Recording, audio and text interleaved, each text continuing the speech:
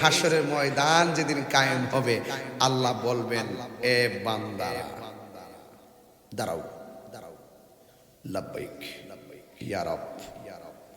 কোথায় যাও? কোথায় যাও? বেহেশতে যাই। বেহেশতে যাই।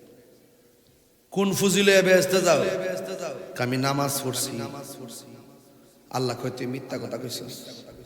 নামাজ পড়ছত মানুষে দেখাইবার লাগিয়া, আমার সন্তুষ্টির জন্য নামাজ পড়স নাই।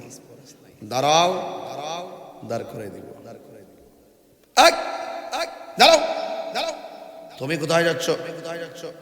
আল্লাহ আমি বেহেশতে যাচ্ছি। তোমার মধ্যে কি ফুজি আছে? কি ফুজি আছে? আল্লাহ আমি হাজি, আমি হজ করছি। হজ করছি।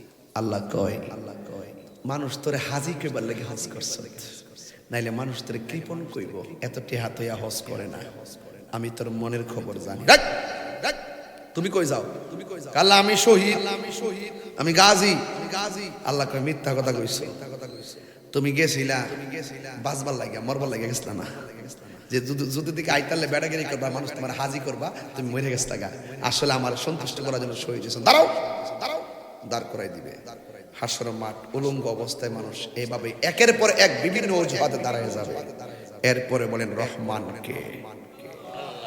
আমরা যে গুনাহ করছি আল্লাহ জানে কি জানে না?